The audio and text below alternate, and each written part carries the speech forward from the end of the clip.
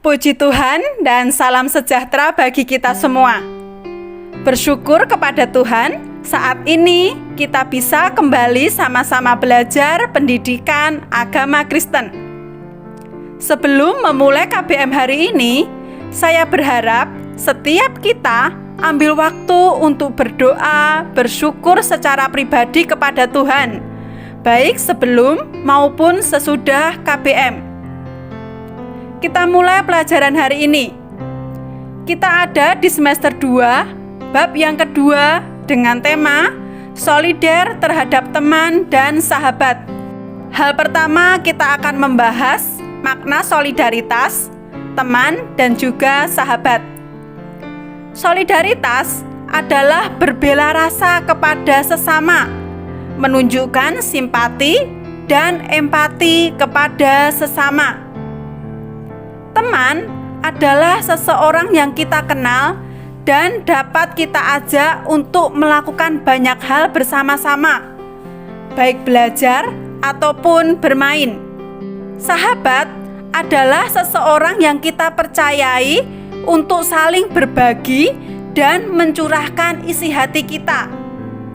Dan biasanya sahabat adalah orang yang kita percaya untuk menyimpan rahasia yang tidak kita ceritakan kepada teman yang lain.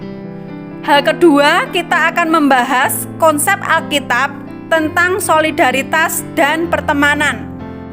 Dalam Kejadian 2 ayat yang ke-18 mengatakan, Tuhan Allah berfirman, "Tidak baik kalau manusia itu seorang diri saja.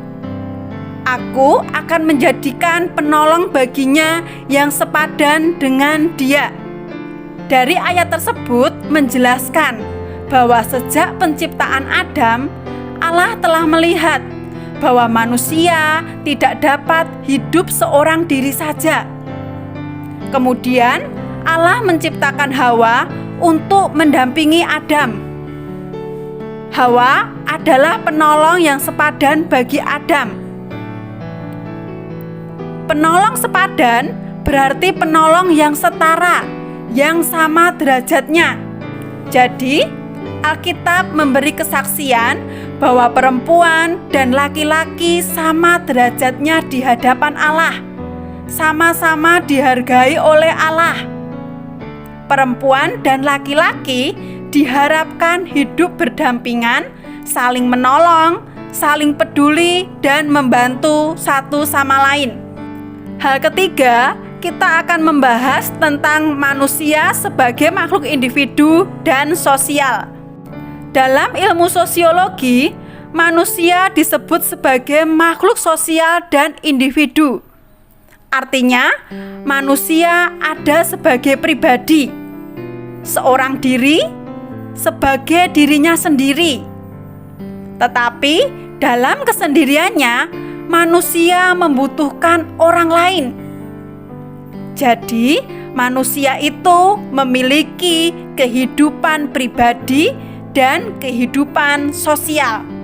Dalam kehidupan pribadi, manusia memiliki cara berpikir dan kebiasaan-kebiasaan yang dapat dilakukan sendiri.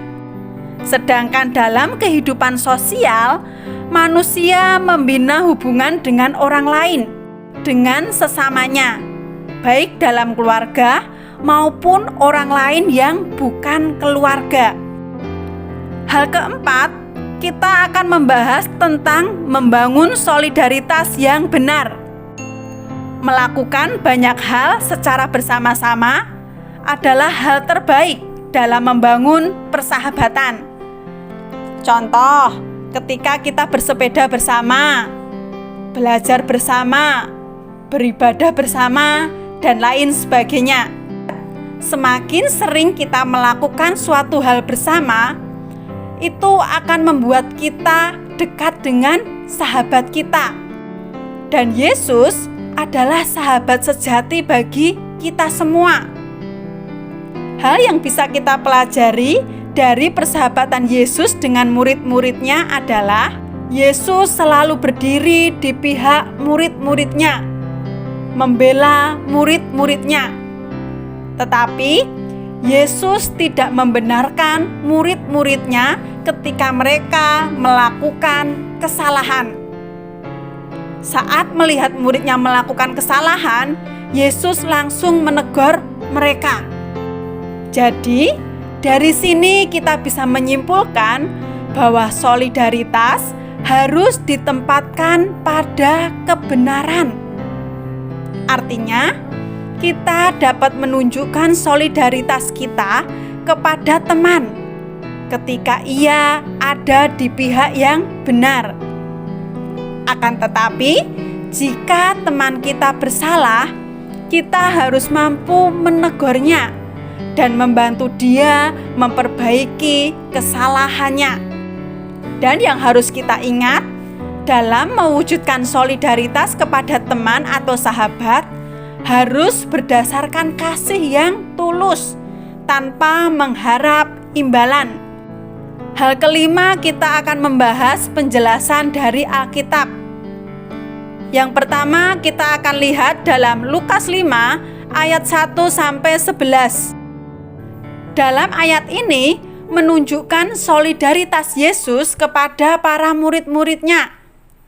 Saat Petrus dan teman-temannya sedang mencari ikan di Danau Genesaret, mereka mengalami kesulitan karena sudah semalam-malaman mereka mencari ikan, tetapi tidak mendapatkan ikan.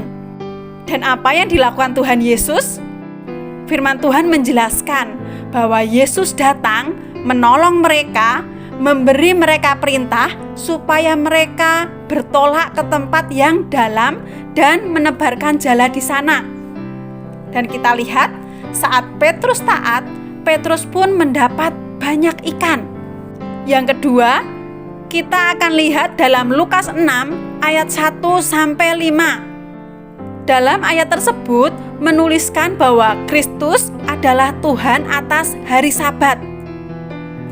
Hari Sabat memang harus dihormati dan dijadikan hari untuk beristirahat dari segala pekerjaan dan menyiapkan diri secara khusus untuk beribadah.